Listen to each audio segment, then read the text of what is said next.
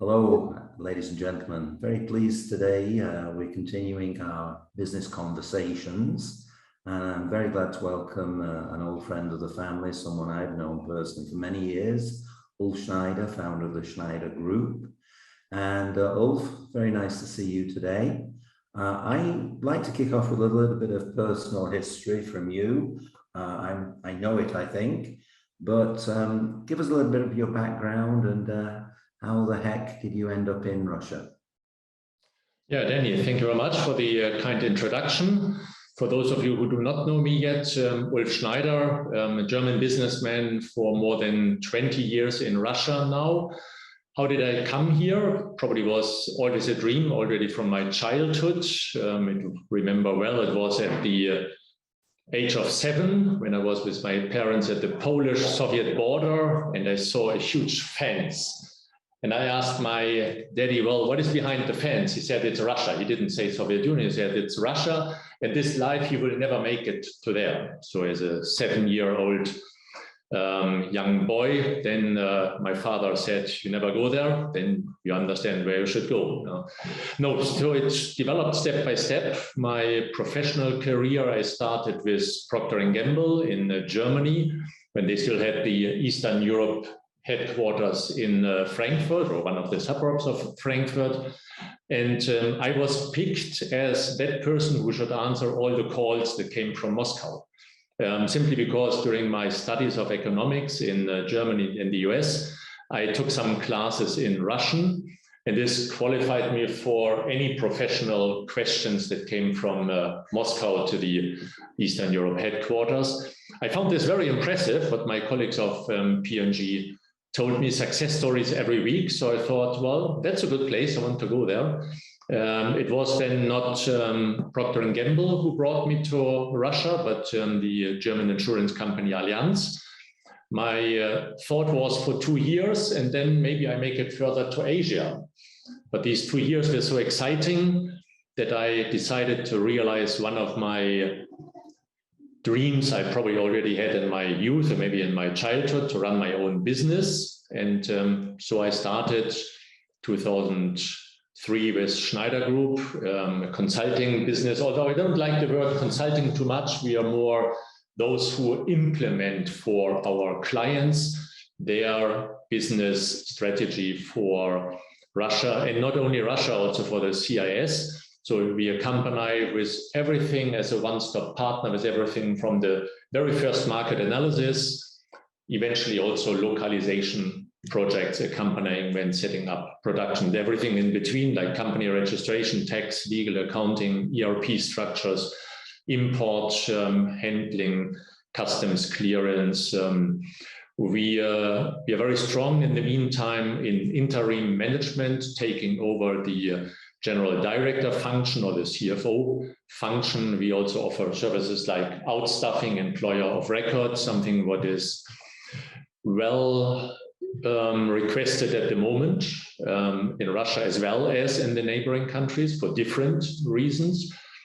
And we do this in the meantime in 9 countries, Russia and the countries in Central Asia, in the Southern Caucasus, Ukraine, and I'm very glad that our Ukrainian office is fully functioning. We are in Poland and we are in Belarus. So I'm very happy that my place of residence now for a little more than 20 years is Moscow, but traveling a lot and traveling again more and more because our offices are growing. We plan to open another 3 offices this year still in Kyrgyzstan, in Azerbaijan, and in Georgia. So then we cover the entire Central Asia and Southern Caucasus region. But I understand you will get back to that later. Thank you very much, Ulf. That's a good description of yourself and the company. Globally, you know, look at the Financial Times, Wall Street Journal, or any serious newspaper or media outlet. We have just short brief before we move to Russia and CIS. How are you seeing and the drivers of business for your clients and yourself, you know, global, Europe, Germany? Well, I would always distinguish now between the pre and the post 24 February period. Before the 24th of February, it was a grow and gain strategy for most of our clients, as well as for myself in the Russia CIS region. Now, after the 24th of February, the strategy for Russia and for Central Asia, Southern Caucasus is very different, certainly. Yeah, in Russia, for many of our clients, it is the question how to survive, and it is quite interesting to understand why it comes that they have to fight for surviving. It's not that much that there is no demand for their products. It is partially because of logistics problems. And it is to quite some extent, and this was in particular, I would say, in Q2, is the public discussion, how Russia is perceived and how doing business in Russia, and partially also in Belarus, is perceived from a business ethics point of view. This seems to me was one of the major drivers for most of our clients in Q2. If I may add, certainly also for myself, this was one of the serious questions after 24th of February. Can I, for myself, answer, do I want to continue doing business in Russia? This was a serious question. I came to the conclusion, yes, I do want to consider. I find that reasonable. I want to do everything what I can contribute to end this military conflict and to come back to peace. I do not see that I would contribute to this by closing down my practice in Russia. And moreover, if I may go a little bit back into history as a German citizen, as someone who was grown up on the western side of the inner German border, but very close to the border. And I'm still very glad today that my parents found it very important to visit friends on the eastern side of the inner German border very often, once a quarter.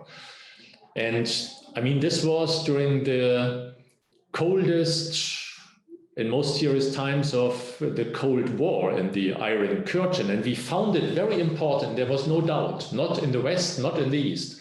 There was no doubt that these contacts, that it is very important to not only keep them, but to further develop them, in particular during these difficult times. And it's not only about the contacts.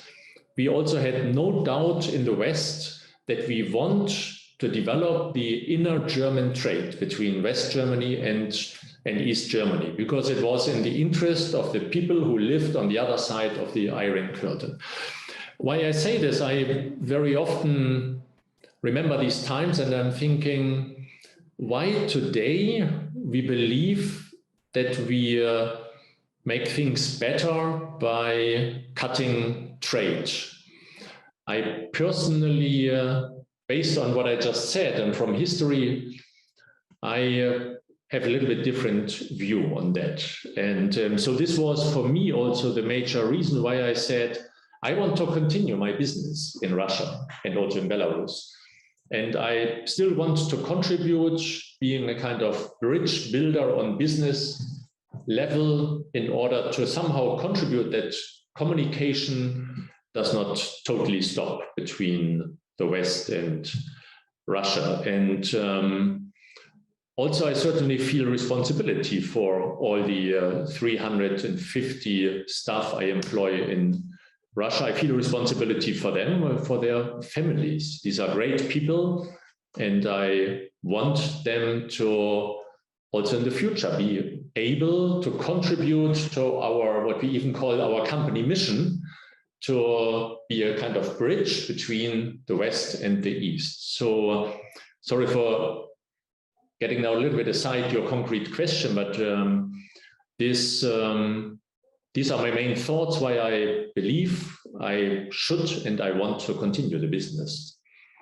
For many of our clients, yes, it is extremely difficult. And as I said, it is because of logistics issues very often, but it's also because of the public discussion and the public opinion, or in particular also the view that is expressed by the media, by the press. And I had a lot of talks with quite some of my clients. I should say those who, because of whatever reasons, either logistics issues or because of the public opinion, are now decided to either exit the market or to at least wind down partially the business. They are all looking for strategies how you can keep the opportunities for the future. Yeah. And what we see at the moment is, for instance, management buyout is one of the concepts that become quite popular these days. All this with, it seems to me, the thought we give the business into other hands, and we in the West, we can say publicly, we exit the market. However, we keep very good ties with those who now are the new owners, so the previous management and also the current management of the company. I'm asked it sometimes, a very generic one, and I know you have deep relationships with the German business community. Are you seeing a difference between corporate behavior from French Germans, maybe French, German, Italian on the one hand, American, British on the other, or is that more random? I wouldn't say that it's more random, but I believe the major difference is not between German, French, or British business. My perception is the major difference is between publicly listed business and on the other side, family-owned business. Yeah, and there is a lot in between. But if we take these two cases, the family-owned businesses naturally have a more long-term view and do not look at short-term profit maximization. And moreover, the family-owned business is usually more ready to, in public, also defend their own view, what has to be done. Without going into any confidential information, certainly, but in Germany, you have seen the owner of the Globus hypermarkets, which is, well, a German family-owned business. It's in the state of Saarland, headquartered, and they have, to my mind, about 20 hypermarkets in Russia. Yeah, it's about 20. And the owner here in Germany, in public, he explained why he believes that it's the right decision to continue business in Russia. This is easier for someone who runs a family-owned business than for someone who is the CEO of a listed company. Thank you, Ulf. I agree. And related to that, of course, is the question of size. You know, a big multinational, publicly owned, 4 or 5 factories, 2,000 people. Extracting is much more difficult than maybe a mid-size as well. But you're definitely right, the ownership structure is a key driver. Just a question, Ulf, I do know your business. Does that lend itself? Are you active in advising people how to stay and how to leave? Or are you more operational in your role?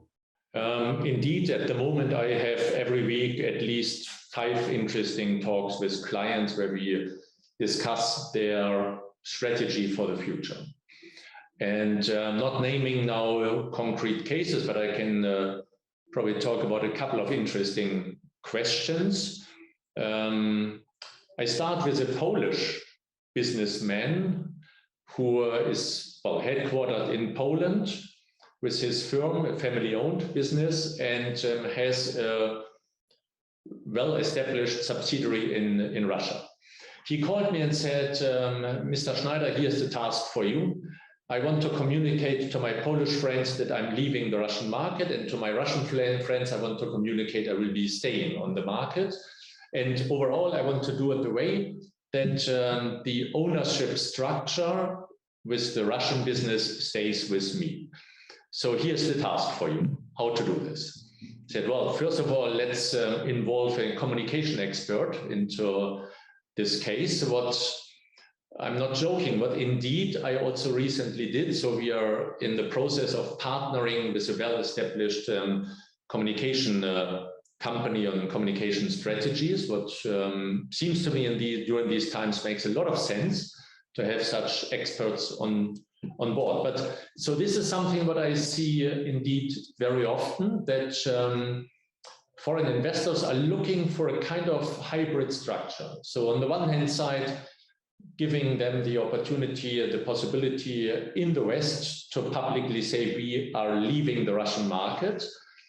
This may mean that you entirely leave the market. This may mean that you may consider to close down a couple of business lines, but not all of them. Yeah, you can always choose interesting wording that give the Western public the impression now you satisfy the needs, or you satisfy the public opinion on the one hand side, but still give you good opportunities to continue part of your business in Russia. So these hybrid considerations is something what I see in almost all the talks that I have. Also, remember I mentioned quite popular becomes the strategy of a management buyout. Why is that? Yeah, because on the one hand side, you say you give up the business. At the same time, with the management, you hope that you have an owner you still can well cooperate with. And what I also identified during quite some talks when we consulted on management buyout structures, it is an interesting consideration to do on the one hand side the management buyout, but at the same time to consider a second minority shareholder. Based on some requests, we actually offer this now, that we, Schneider Group, may become a minority shareholder. What is the reason behind that? First of all, it is for the headquarters, or I should say the ex-headquarters. They have, besides the ex-management, a consultant like us, Schneider Group, who is can perform a kind of controlling function. While still you say you legally separated from your ex-subsidiary company. And at the same time, what is interesting according to Russian legislation, there's certainly always the risk when you do a management buyout, the management as the new owner, usually you foresee a kind of buyback option that the headquarters can within 5, within 10, or sometimes even 15 years, can buy back the legal entity in Russia. But you never know what happens in the meantime. Maybe suddenly there are some differences that let them just go away from each other. So having a minority shareholder gives you more confidence and legally also more security that the buyback option can be used later. Because the majority shareholder cannot sell its shares to any third party. The minority shareholder has the first right to take over the shares if the majority shareholder tries to sell them on the market. So this gives you additional security. The thought behind the management buyout is all the time, let's hope for better times and let's secure for the Western company all opportunities that may later exist on the market. We unfortunately have a couple of cases also where we did not only become a minority shareholder, but we became the 100% shareholder with the task then, after taking over 100% of the shares, to liquidate the company. The idea behind that was that a Western company can report on the market, we already left the Russian market. It's not the option we preferred, but nevertheless, those who find it important to communicate the market, we already left, we do offer this, let's say, immediate exit strategy.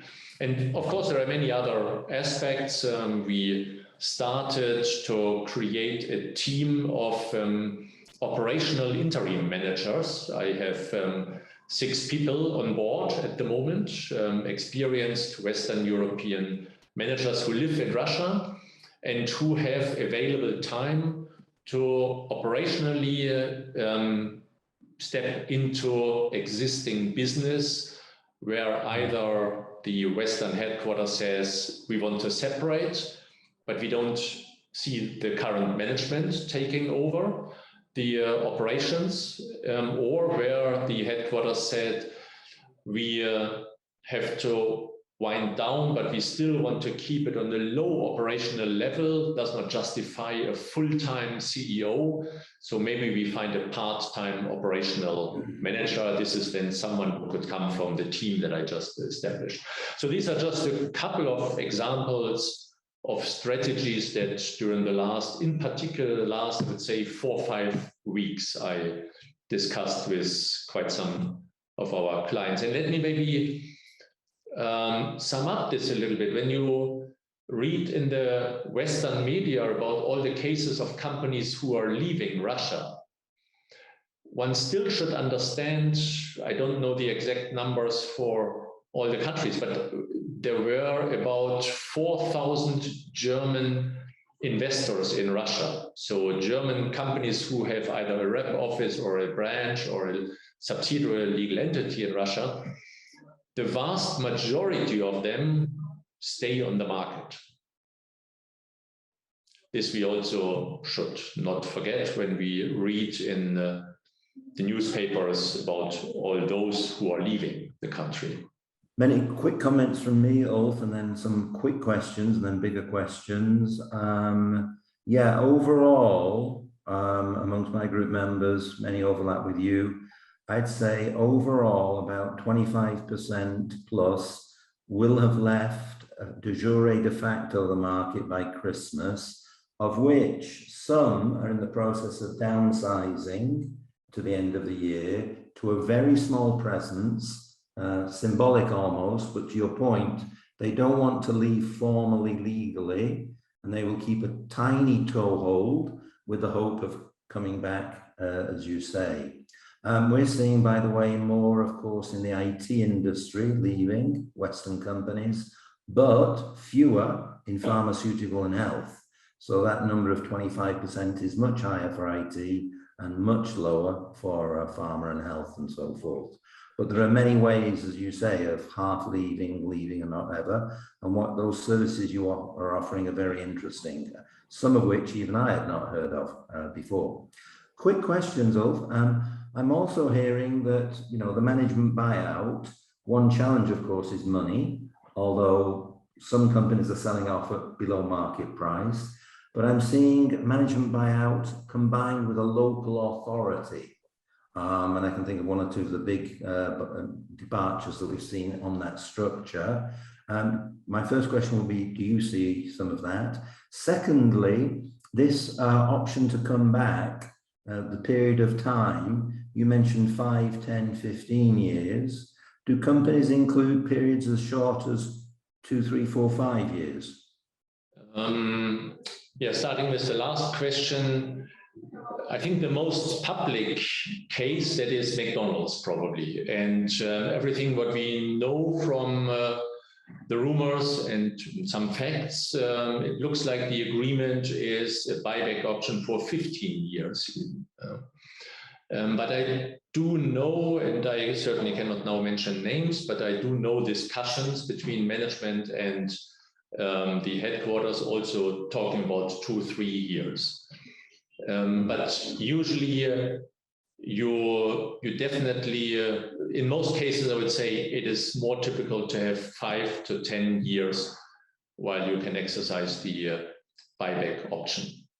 2-3 years looks to me from a headquarters perspective as a rather short period of time, and you run the risk that maybe the new growth period might be after the buyback option expired. Yeah, fair enough. Thank you. Thank you. Just to take us a bit further, and then I want to wrap up with a question on which you're very knowledgeable about, the stands and caucuses. But just those of your clients who are remaining, of which there are many, and same, I endorse that. I'm talking with many people like yourself, Ulf, and I'm partially surprised that business for some of them is so good. You know, pharma and health, food and beverages, consumer products, those sectors, you know, March, April, May, June were good, very good. And I was just, some of them, of course, these executives are saying, they say that the second half of the year will be more moderate. And it was a nice summary by one executive who said, Danny, we're staying, I'm sure we will stay, and in the future we'll have a viable business, but it will be smaller and less profitable than it used to be, which I thought was maybe not a bad summary for many. So the question, Ulf, is those of your many clients who are staying, how are they doing at the moment overall, and what do you think their business future is? That's a tricky and very difficult question. What is their future? They do have a future. This, first of all, I would say as a definite statement. Indeed, as you indicated, many of our clients use this time not only for downwinding the business, but also for a kind of focusing on really core competences and making sure you work efficiently and hopefully also profitable. So this is a good time to reconsider your entire corporate setup in Russia. Yes, there is a future. I believe the Russian consumers, and I think also Russian officials, do not want to end up in only Chinese, Indian, Turkish, Brazilian products. I do see some people, and it's maybe a little bit driven also by the Russian media, who say, well, the Western business leaves the country, so what? The Chinese are waiting. I recently was invited by a Russian newspaper, Kommersant, for a discussion, a live discussion. And one representative of a state-owned consulting company came with this sentence, well, the Western business leaves Russia, so let them go, we don't need them. We have lots of alternatives. And I interrupted him actually and said, I'm very sorry, but I totally disagree with you. The Western engineers, the German, the Austrian, the French, the Italian engineers, you cannot replace them by the Chinese. Yes, the Chinese will catch up in terms of quality, but not in terms of after-sales service. When you purchase a machinery, and with machinery, you always need a kind of after-sales service. With a German, with an Austrian, with a French, with an Italian and other European engineers, you can be sure if something goes wrong, next day they will sit in the aircraft and will fly to Siberia. It's now a little bit more difficult than before, but they will do it. Even the destination might be closer to China. I very much doubt the Chinese engineer will show up within 2 days. So I believe there is still good opportunities for the Western businesses. And it also grants a certain opportunity for my company, I should say. I mean, I had been more happy we were not faced with this current situation. But of course, I also have to make up my mind, I mean, what kind of products, for instance, for the future I have to offer. One of the products that I will be offering is a kind of ex-works import service. What does it mean? So I will offer in the future Western manufacturers who have more difficulties than before to deliver to Russia, that I say, we can make an X works deal. I will arrange that from your production site, we pick up the machinery, and for you, it will be a domestic deal within Germany, within Austria, or at least within the European Union. And then we, Schneider Group, we make the export from Schneider Group in one of the European countries to Schneider Group in Russia, and Schneider Group in Russia then makes a local deal with the Russian client. I'm sure this is something what many manufacturers will be looking for, in particular those who winded down their business, but still see either occasional or regular or even increasing demand in the future with their products. So I'm not so pessimistic on the business level, but it requires indeed more sophisticated skills how to manage all this. I think it requires technically, professionally, different skills, but it also requires a kind of mentality in business that you have seen during the Cold War period, also with quite some European entrepreneurs. In Germany, there was a great manager, Otto Wolf von Ammerungen. He was for a long time the president of the German Chamber Network, and he was also the chairman of the German Eastern Business Committee. And he was called Mr. Eastern Trade. Minister, sorry, he was called the Minister Eastern Trade. He was the person, I think, whom, thanks to him, we more than 50 years ago, we concluded this deal on the gas pipeline and the gas deliveries from Soviet Union to Germany.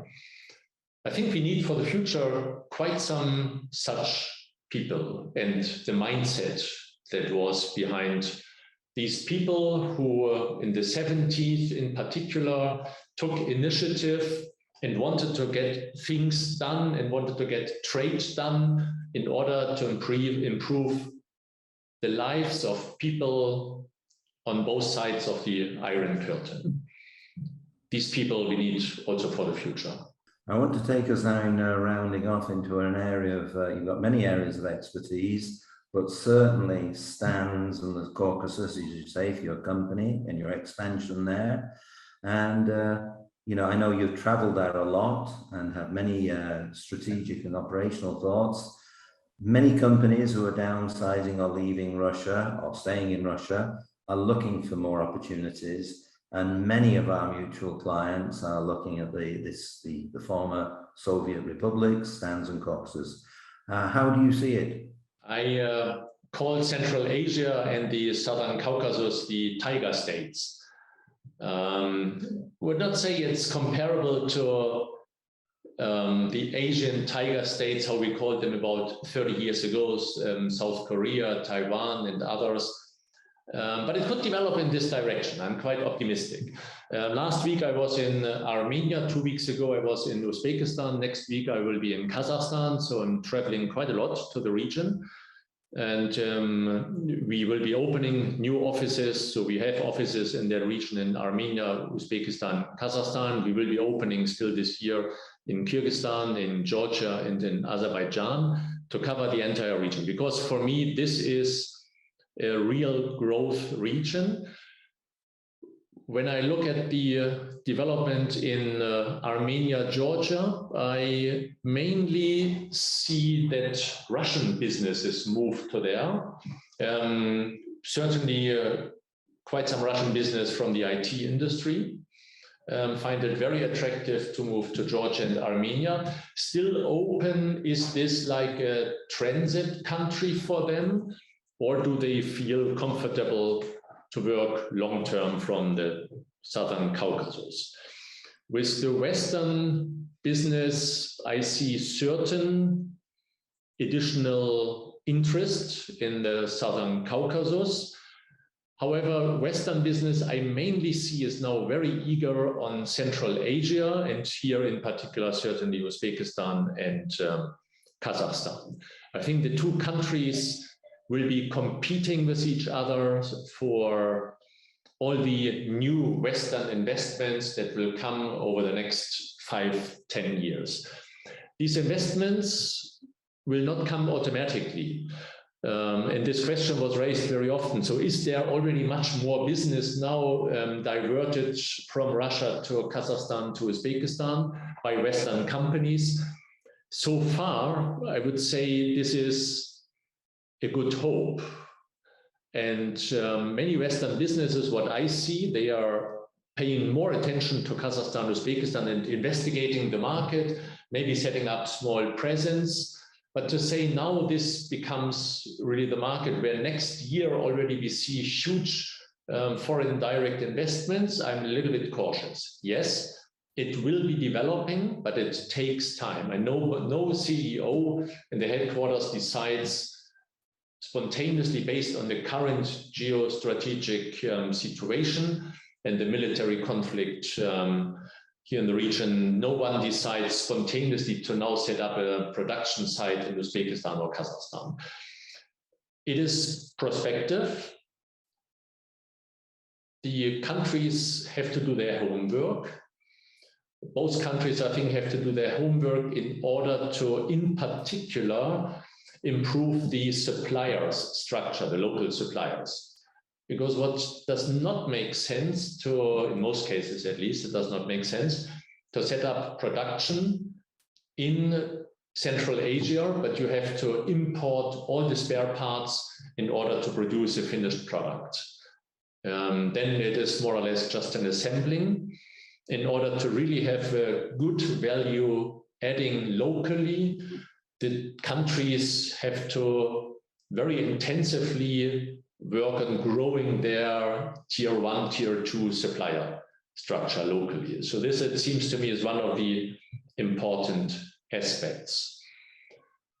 I also see some Russian business coming to Central Asia. Interestingly, I see this more in Uzbekistan than in Kazakhstan. Reason being, maybe Kazakhstan is considered too close ally to Russia, and those who leave Russia might prefer a country like Uzbekistan that is not that closely connected and not a member of Eurasian Economic Union. But there might be different reasons. But again, as I said in the beginning, I think Central Asia in particular has the potential to become the growth region, and the countries have the maybe unique opportunity to develop like 30 years ago, the tiger states in Asia. I think that's a very nice synopsis, Ulf, and I know that's based, as you said just a couple of minutes ago, on extensive travel. If I may just add one number that maybe demonstrates what's currently going on in our Tashkent and Almaty office. On average, we increased staff from beginning of this year by today by 25%. Good. And as I say, I just know many of my group members are saying, Danny, we want to do more in Kazakhstan. I was talking to the managing director, Russia, of a consumer products company, and she said, we had a WhatsApp call, and she said, I'm taking this in my car in Kazakhstan. And she says, I spend 50% of my time here now. So there are movements. But no, Ulf, as I say, I appreciate your expertise. You've been dedicated to the region for a very long time. So it's not just a quick fashion for you, far from it. If you allow quickly 1 minute still to return to Russia, and you mentioned fast-moving consumer goods and the pharmaceutical sector, where you say so, these are sectors that are not so much affected by the downwards trend, even the other way around, partially with pharmaceuticals. This indeed I can also confirm, and what I see is that in Brussels and in Berlin and in Paris, they pay quite some attention to making sure that the sanction regime does not negatively affect the fast-moving consumer goods and pharmaceutical industry. I had a couple of cases where we discussed with clients that because of the risk, it is considered as a dual-use equipment, that for certain machinery in the fast-moving consumer goods industry, there was a risk they could not deliver to Russia. And we had a talk with a deputy minister in the German Chancellor's office, who immediately took initiative to solve this matter and made sure import is possible for those goods in pharmaceutical and fast-moving consumer goods industry. So this I also find very important, and would like to also encourage all the investors and traders in these areas, don't give up on Russia. The people need all of you. Absolutely, there's no shadow. The best and most enjoyable presentations I have, Ulf, are with pharma and health companies, because they have a viable business future. But obviously from that reputational critique, they can say we are saving lives and adding to the quality of life, which is very, very true. And is not something that should be treated, you know, very short-termistically or glibly. Far from it. No, thanks a lot. Ulf, any other closeout thought, comment? I think an interesting aspect is the HR market, which maybe we still can cover for a couple of minutes. Yes, please. When I look at Russia, my current impression, well, considering it's second part of July, I think we are not at the bottom yet.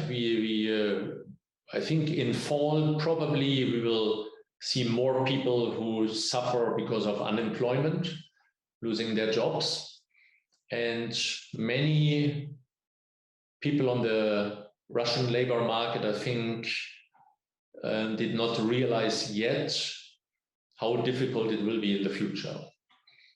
That's my current perception. What the situation in Central Asia and also in the Southern Caucasus is exactly the other way around. So we had foreseen for quite some people extraordinary salary increases. We had to look at quite some individual cases, because people are suddenly faced with high increases in rental prices because of all the people from Russia coming to Central Asia and to Southern Caucasus. Partially for renting an apartment, you paid twice or three times more than you did half a year ago. And so this makes it certainly for many colleagues very difficult to cope with their living standard and to ensure the minimum required. So here, yes, we have contradicting developments in Russia on the one hand side, and Central Asia, Southern Caucasus on the other side, where many of the, I would say, the experience that we made in Russia during the hottest phases, we can now well apply on the markets in the South and Central Asia. Thanks for bringing up HR, Ulf. I just didn't bring it for time reasons, but now the feedback I'm getting from many conversations is a little bit contradictory in Russia, and I'd like your experience. I have a good number of companies who say, if we want HR as we're restructuring or even adding a little bit more, then there's no problem finding talent. People are on the job market, companies have left, etc., which is fairly logical.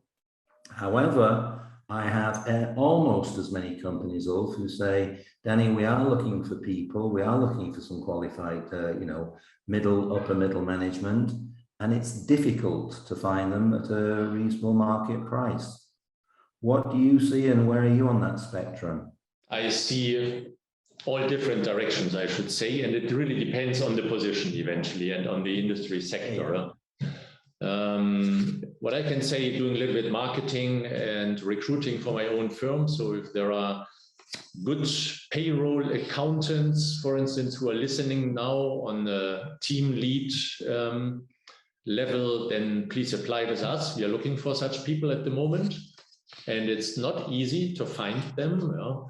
While you have other functions, for instance, in administrative personnel, where I would say the market goes in a different direction, and people have to more show what qualification they do in order to justify their current jobs. So it is very difficult to answer this question, or to say it really depends on the position, it depends on the industry sector, it depends on the functionality. There's no trend only in one direction.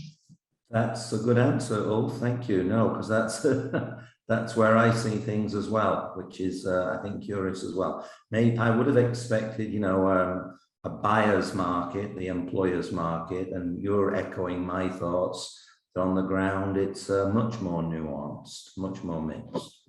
As I said, Danny, my personal perception is, let us wait another 2 months, and I'm afraid the market might, in Russia, the HR market might show in one direction. I hope I'm wrong.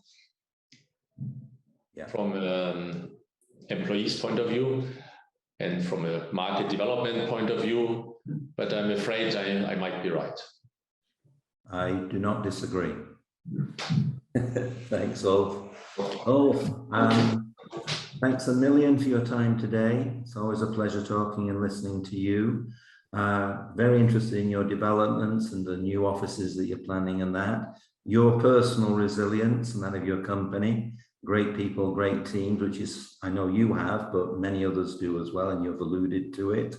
So once again, warm thanks, personal thanks, and all good luck in the future, and fingers crossed for Russia and the Russian people and our Ukrainian friends.